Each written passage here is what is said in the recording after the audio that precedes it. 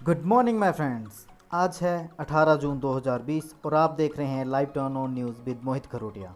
तो लीजिए पेश करते हैं आज की ताज़ा खबरें।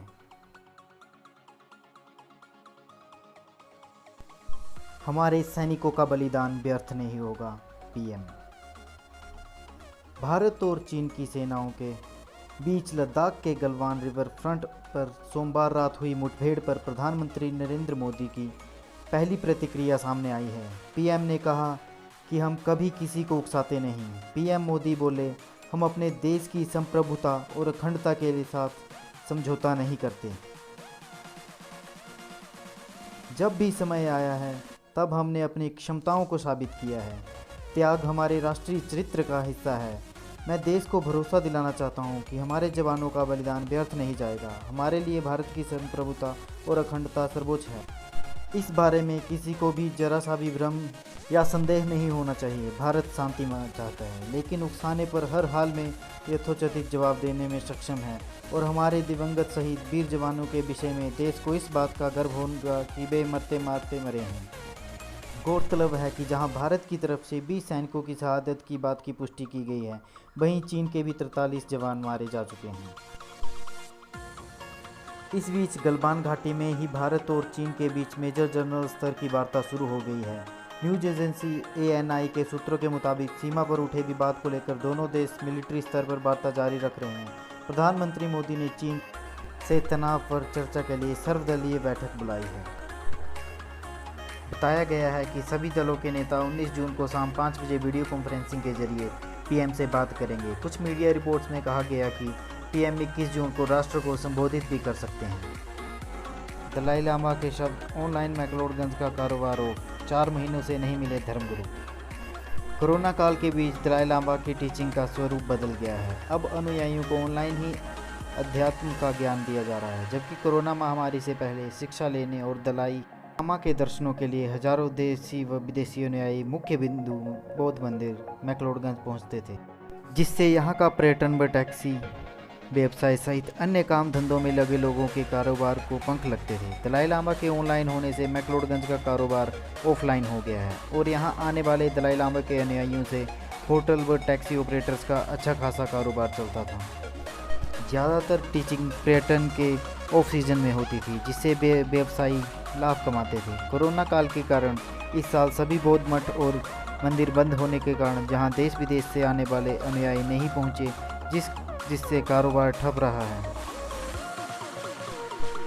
धर्मशाला बौद्ध मंदिर में दलाई लामा की शिक्षाओं को सुनने के लिए यहाँ पर एक दिन की शिक्षा के लिए 4500 से 6000 अनुयायी एकत्रित होते रहे हैं, जिनमें 2000 से अधिक विदेशी शामिल होते थे। लेकिन इस साल कोरोना काल के कारण आवाजाही बंद रही। कोरोना की पहली दवा मिलने का दावा, डेक्सामेथासोन से ठीक हो रहे हैं कोविड-19 के मरीज। कोरोना वायरस महामारी की क्या कोई दवा सामने आ गई है? ब्रिटेन के वैज्ञानिकों का दावा है कि कोरोना वायरस के खिलाफ जंग में डेक्सामेथासोन बड़ी कामयाबी है। सस्ती और आसानी से मिलने वाली दवा कोरोना वायरस के भारी जोखिम वाले मरीजों की जान बचा सकती है।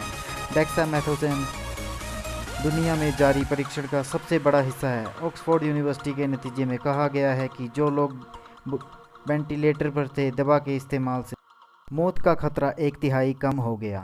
हिमाचल के भीतर देखे जा चुके चीन के 2 हेलीकॉप्टर। सीएम जयराम।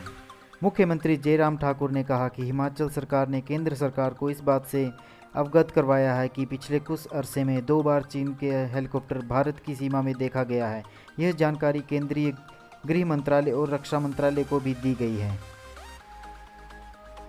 मीडिया से अनौपचारिक बातचीत में सीएम ने बुधवार को शिमला में कहा कि अभी तक कुछ मुद्दों पर भारत चीन के जबान गुत्थम गुत्था होते रहे हैं, लेकिन 20 लोगों की शहादत बड़ी बात है। ऐसे में वह केवल यही कहना चाहते हैं कि प्रधानमंत्री नरेंद्र मोदी, रक्षा मंत्री राजनाथ सिंह और गृह मंत्री अमित शाह इस मामले पर कड़ा संज्ञान लेने के बाद जरूरी कार्रवाई अमल में लाएंगे।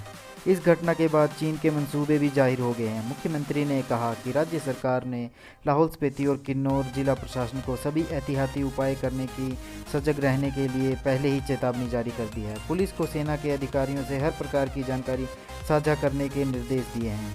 राहुल गांधी ने राजनाथ सिंह पर साधा निशाना, पूछा रक्षा मंत्री ने अपने बयान में चीन का नाम क्यों नहीं लिया। प्रेस ने लद्दाख की गलवान घाटी में भारतीय सैनिकों की शहादत पर रक्षा मंत्री राजनाथ सिंह के बयान में चीन के उल्लेख नहीं होने पर बुधवार को उन पर निशाना साधा और कहा कि गुमराह करने के बजाय उन्हें सामने आकर जवाब देना चाहिए। पार्टी के पूर्व अध्यक्ष राहुल गांधी ने यह सवाल भी किया कि जवानों की शहादत पर दुख प्रकट करने में राजनाथ सिंह को 2 दिन का समय क्यों लगा। उन्होंने रक्षा मंत्री के ट्वीट को रीट्वीट करते कहा, अगर यह शहादत बहुत पीड़ादायक था तो फिर आपने अपने ट्वीट में चीन का नाम क्यों नहीं लिया। डॉक्टर और नर्स का वेतन रोकने वालों पर हो कार्रवाई को आदेश। सुप्रीम कोर्ट ने कहा कि कोरोना के इलाज में लगे डॉक्टर और मेडिकल स्टाफ का हर तरह से ध्यान रखना सरकारों की जिम्मेदारी है। कोर्ट ने कहा कि इन कोरोना योद्धाओं को उचित क्वारंटाइन सुविधा देने के साथ साथ यह भी सुनिश्चित किया जाना चाहिए कि उन्हें उनका पूरा वेतन समय से मिल सके। 3 जजों की बेंच ने केंद्र सरकार से कहा कि वह 24 घंटे के भीतर इस मामले पर राज्य सरकार को निर्देश जारी करे। अगर आपको वीडियो पसंद आए तो लाइक, सब्सक्राइब एंड शेयर करना न भूलें। थैंक्स।